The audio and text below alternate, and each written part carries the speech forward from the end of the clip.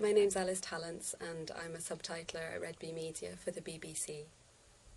Subtitling for TV is a service for deaf and hard of hearing viewers in which the spoken word on the soundtrack is placed on the screen so that viewers can read it instead of listening to it. My mother's hard of hearing, so I've been watching subtitles on TV from a very young age, and I've always been interested in subtitling because of that.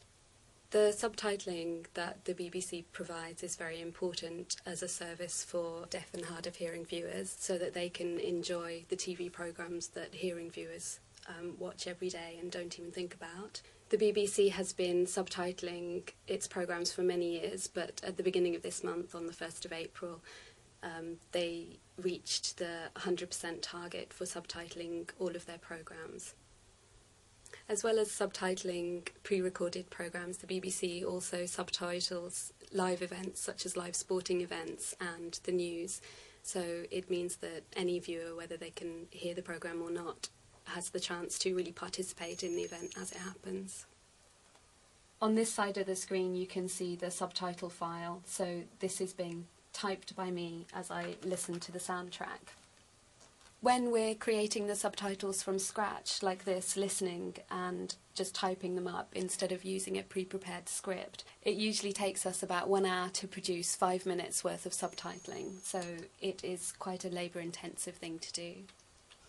As well as any dialogue that's in the clip, we also have to subtitle any sound effects because obviously a deaf or hard of hearing person might not catch these as well.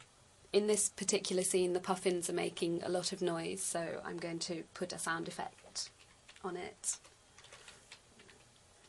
This coloured bar down here tells me that there isn't enough time to read this subtitle comfortably, so I either have to edit it down or change the timing or move some of the words into another subtitle.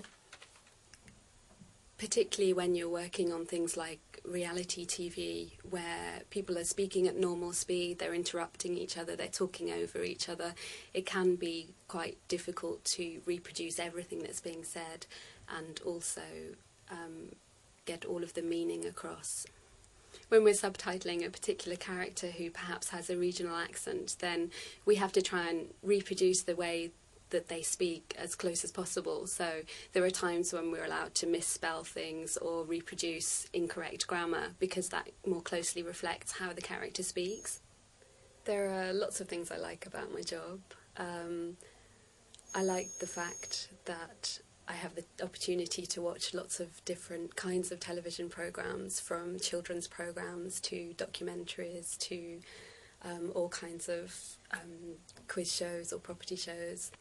I get a lot of satisfaction from producing a subtitle file that flows really smoothly and is easy to read. I think there's quite a lot of difference between written language and spoken language, so being able to master written language is very important.